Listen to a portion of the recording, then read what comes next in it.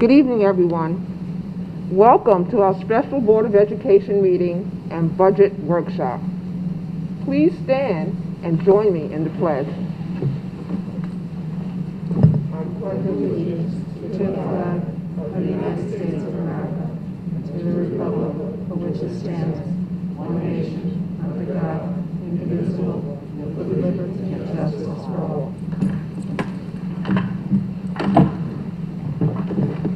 The mission of the White Plains School District is to educate and inspire all students while nurturing their dreams so they learn continually, think critically, pursue their aspirations, and contribute to a diverse and dynamic world.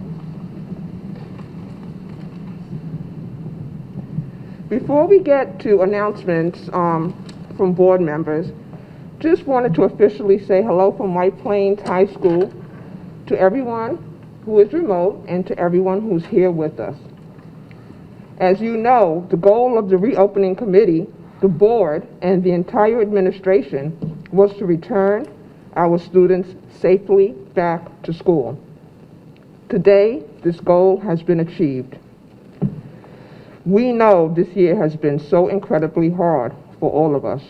Trying to control an uncontrollable situation is not easy. As partners in the fight to eradicate COVID-19, we need to adhere to safety measures in place to maintain a safe environment for everyone. The pandemic has impacted all of us in many different ways, which is why reopening was so complex. The process our district will follow takes into account all stakeholders, ensuring or helping to ensure that we are safely and responsibly taking care of everyone. I'd like to also add that some of us toured our schools today to see the readiness for bringing students back. Our Facilities and Operations Department under Frank Stefanelli has worked diligently to ensure all the necessary preparations to our buildings were in place.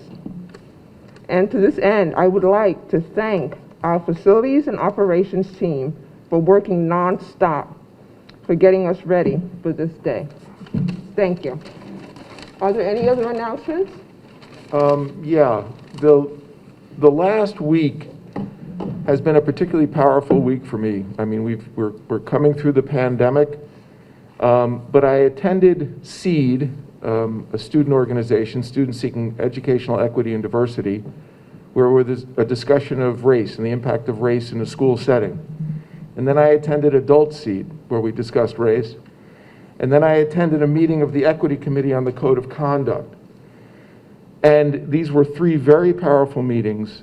We had students presenting of experiences that they've had in our community and in our schools, and how they've been impacted simply because of their ethnicity or the color of their skin. And we have a lot of work to do on the equity issue. Our entire society, indeed the world, has a lot of work to do.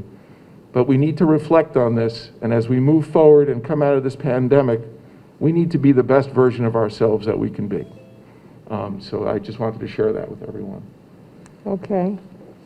I'll just quickly add that we had our meeting, our Equity Policy Committee meeting, and we're coming along on our equity policy, which is scheduled to be presented at our next meeting. Also attended the TTA Council meeting, and I as well participated in the Code of Conduct meeting. You know, all of these are very interesting because the one thing that we do is we include our students on these important matters, and to see our students in action really just contributing in such a dynamic way really makes me very proud of them. I'll mention a few things in addition to policy, equity policy and PTA Council. I also attended the Westchester Putnam School Boards Association advocacy meeting, and we heard lots of information about the One House bills and went over the finances as they were at that point, constantly changing field. I also attended a state testing educational webinar, navigating New York State assessments through the COVID pandemic. Joe Ricca was one of the presenters, one of our PTA leaders, Laura Reedy, the superintendent from Ossining, some New Rochelle people. So really, learning about, again, the latest information about state testing and assessments, and encouraging families to make appropriate decisions about their children's participation. And I guess I also went to the 5th grade orientation, which was really, really great, and being able to do it, on Zoom remotely, but being able to provide the information that the families need is terrific. And at some point in the near future, there will be personal tours, I am sure, through the school. So. Yeah, I just add, we also attended the 5th grade orientation, and we missed it actually that night that it was given live, but it was available the next day pre-recorded, which was excellent. We got to watch that, and my son is super excited to get over to Eastview and spend a year there, unlike my daughter, who spent about 6 months until the pandemic hit. Right. So looking forward to September as well. Thank you. I had an opportunity to attend the special education coffee last week, which was very well attended and very informative. Certainly excited to be here. This is one step forward for all of us, and I think with our students today, that's, and again, one more step forward to getting back to normal. We think about the last year that we've had. It really started a year ago, and I think for the folks have been spending the last year trying to make sure we can get our students back and get that experience for them. And I don't think anybody's going to rest until we're back to where we want to be and where we left off. And then we can move forward with our important initiatives, just as Charlie and Rosemary and Cheryl, everybody has really mentioned. And again, thanks to our facilities folks. They're the folks who go into the buildings after they've been, they need to be sanitized. And they're really the silent heroes who go in and do this. But I mean, we've really got a district full of silent heroes, right? Everybody's gone in and done their work. So it's not fair to leave anybody out. And again, it's just one nice step forward to move forward here of more to come. Okay. Thank you, everyone. Next, we're going to move on to public participation. The board will entertain comments from the public on any issue with a time limit of 3 minutes. And a maximum limit of 25 minutes. We ask that the dignity and privacy of our students be respected, and of course the administration would be happy to address matters of a more personal nature privately. Do we have any public participation?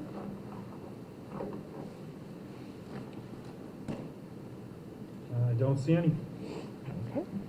Okay, thank you.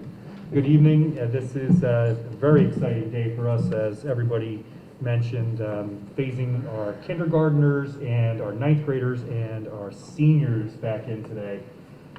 I can tell you it was just fantastic. It was great to welcome the children back, great to visit with them and to see them again. And I want to thank all of our Board of Education members for participating and coming to visit. And I know you're all scheduled for different times, and that's just really great that we can share this time with you as well. And we're all smiling, but it's hard to tell. Everybody's smiling, yes, absolutely. Our commitment, of course, and Mrs. Eller touched on this just a moment ago, is to make sure that we're doing everything we can to provide every single student in the White Plains City School District with access to all of the programming, all of the activities, anything and everything that meets with their passion and their desires as they're learning with us from pre-K all the way through senior year. Our mission and our commitment is that we are going to make sure that every single one of our children feels safe and secure within the learning environment.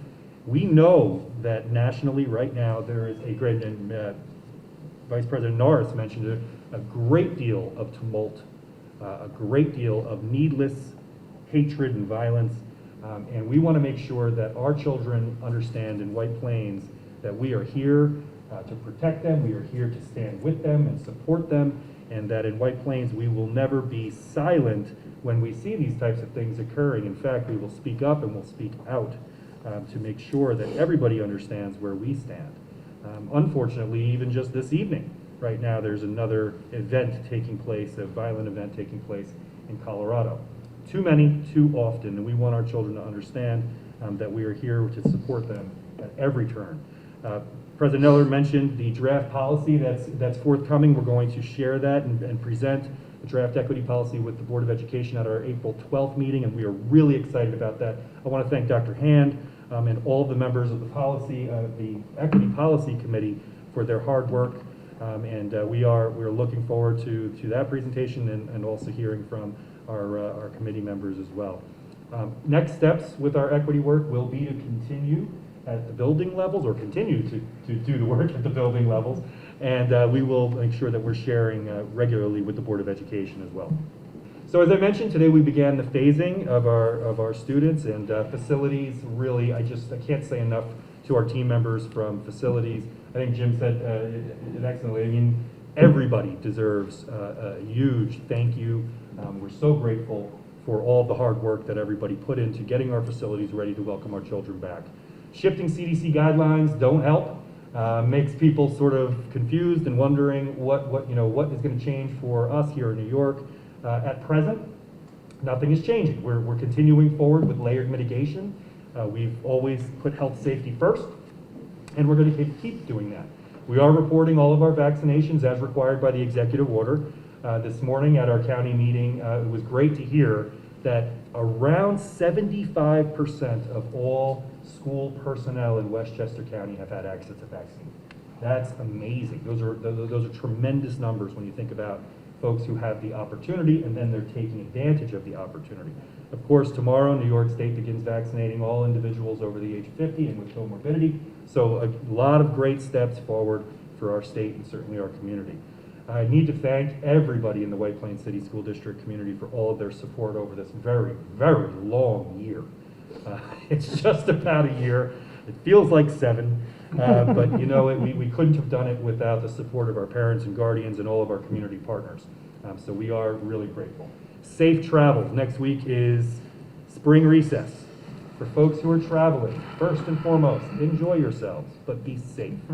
When you return home to White Plains, please make sure that you visit the New York State Department of Health website and check in with the traveler form that everybody's required to fill out. That form will then let you know if you need to quarantine for a period of time or if you don't have to worry about that. And then we're going to be taking our next steps together. As again, as Mr. Ricky noted, it's steady, measured progress. And as we come back from the spring recess, we'll be phasing in the remainder of our children, and we will conclude that phasing process the week of April 12th. And we are all very, very excited about that. Just a reminder, the week of April 5th, 1st, 2nd, 6th, 7th, and then the week of April 12th, 3rd, 4th, 5th, 8th, 10th, and 11th.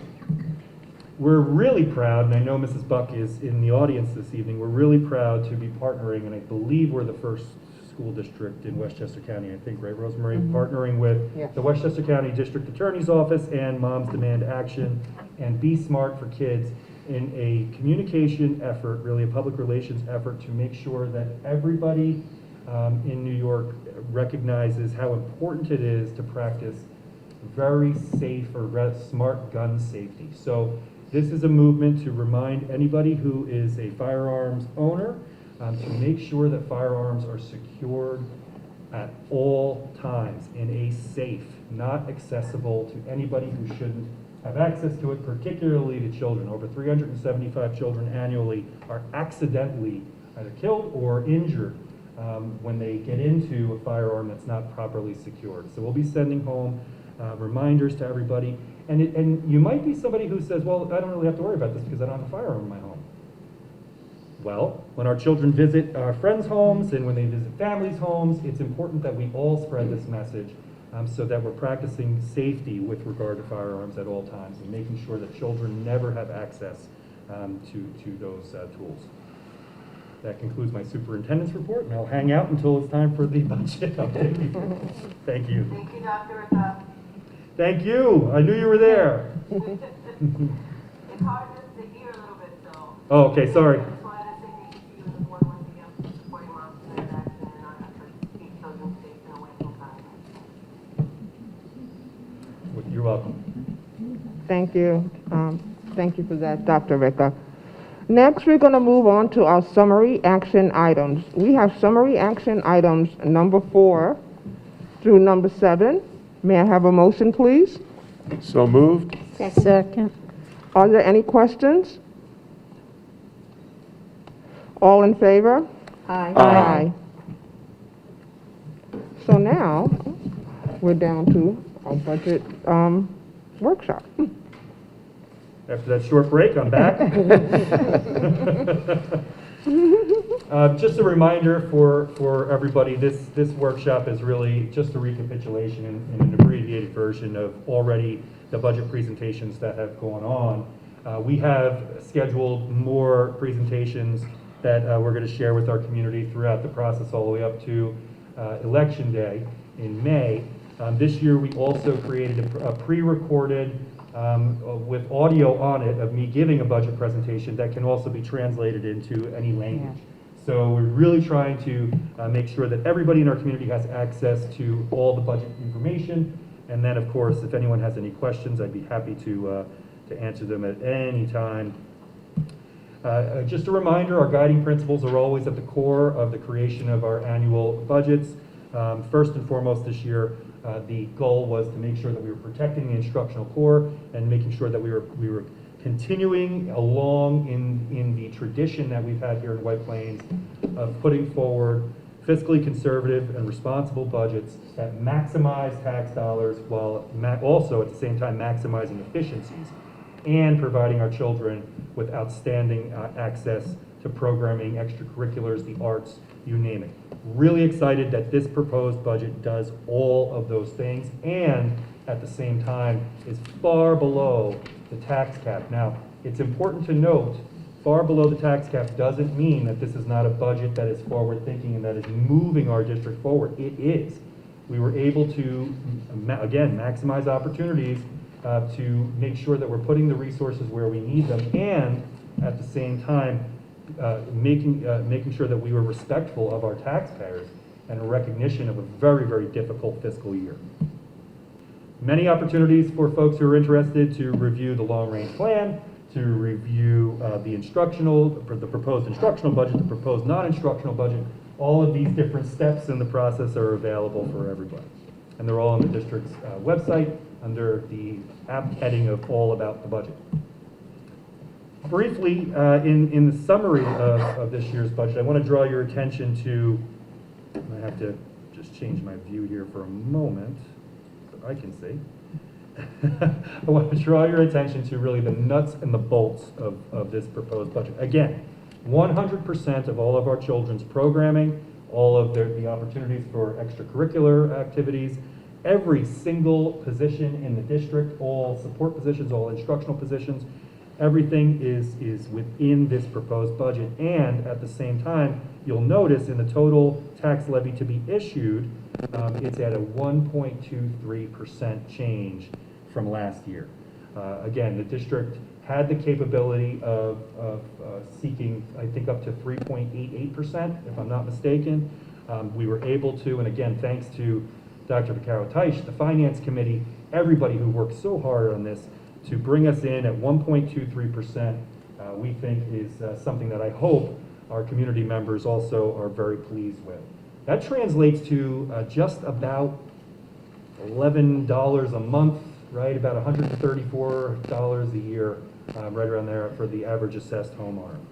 You'll notice all the red in terms of the columns, but at the same time, we're still able to secure all of our programming and keep us in strong fiscal footing for next year and the year after. Again, this is not an annual process for us. We look 3-5 years down the line to try and make sure that even with projections, that we're going to be in solid position for next year.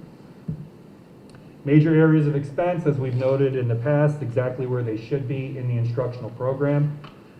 This is exactly where you'd like to see those resources being allocated. As a reminder, in the three-part budget, you look at capital, you look at program, and you look at administration. Comparatively, 2020 to 2021 and 2021 to 2022. Again, staying exactly where we want to be, with the great majority of our resources going directly to our children. Next steps brings us really to our budget adoption. That's at our April 12th meeting. And again, all throughout the next period of weeks, we'll be providing budget presentations to all of our various stakeholders in our community. But you know, one of the great takeaways, I think, from this process has been that really we try to make sure that the budget process for us is not a one-time-a-year type of a conversation. We really make sure we keep the budget and the plan in terms of our long-range plan front and center in all the decisions that we make.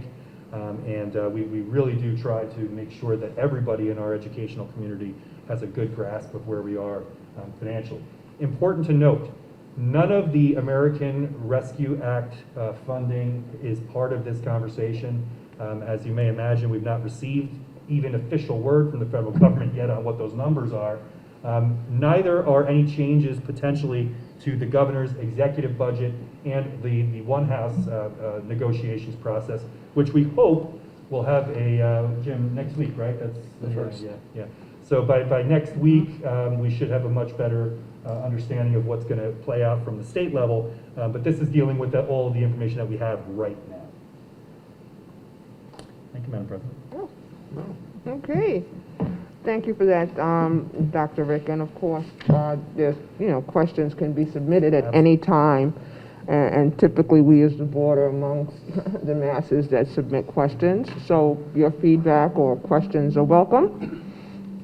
So next, that will bring us right to the adjournment. We have two people here, our tech help. We have John Shepherd, and I can't see. Yeah, Wayne. Wayne. What's Wayne's last name? I don't know. What's your last name, Wayne?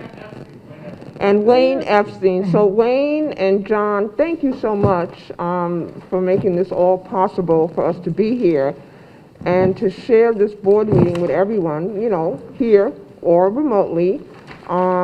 This has been great. And just so that you both know, we appreciate what you do, and what you do helps us communicate to our public, either in person or remotely, and that's important.